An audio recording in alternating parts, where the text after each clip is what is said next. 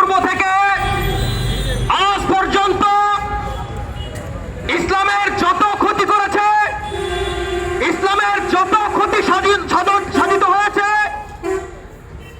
কোন কাফেরদের মধ্যে থেকে এত ক্ষতি সাধিত হয়নি যত ক্ষতি মুসলমানদের জন্য মুনাফিকরা করেছে। সংগ্রামী সাথী ও বন্ধুগণ, দেশের প্রেক্ষাপটে বাংলার জমিনে মুনাফিকদের আনাগোনা বেড়েই চলেছে। আমরা এই মুনাফিকদের রুখে দিতে আমরা একতাবদ্ধ হয়েছি। সারা বাংলার ছাত্র সমাজ, সারা বাংলার মুসলিম সমাজ আজ একতাবদ্ধ হয়েছে তাদের রুখে দিতে। মুসলমান আজ একতাবদ্ধ হয়েছে বাংলার জমিন থেকে মুনাফিকদের রুখে দিতে। সংগ্রামী সাথী ও বন্ধুগণ, 13 সালে হেফাজতের বিরুদ্ধে মুনাফিকরা যতটুকু মাথাচাড়া দিয়ে উঠেছিল, আজকেও বাংলার কওমি মাদ্রাসার শিক্ষা ব্যবস্থায় মুনাফিকদের আনাগোনা দেখা যাচ্ছে।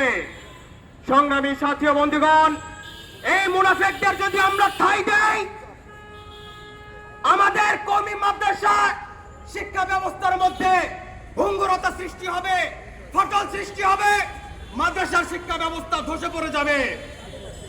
আমরা বাংলার জমিনে কোন মুনাফিকদের ঠাঁই দেব না ইনশাআল্লাহ।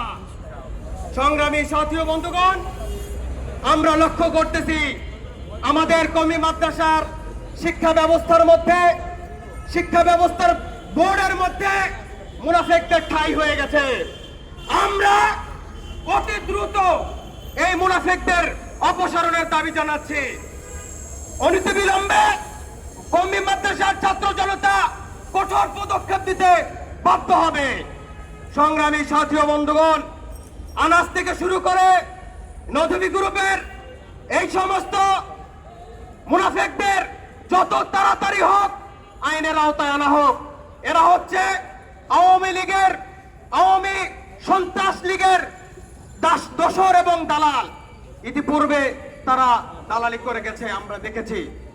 অনতিবিলম্বে তাদের গ্রেফতার এবং আমাদের কওমি মাদ্রাসা শিক্ষা বোর্ড থেকে অপসারণের দাবি জানিয়ে আমি আমার বক্তব্য শেষ করছি। আসসালামু আলাইকুম ওয়া রাহমাতুল্লাহ।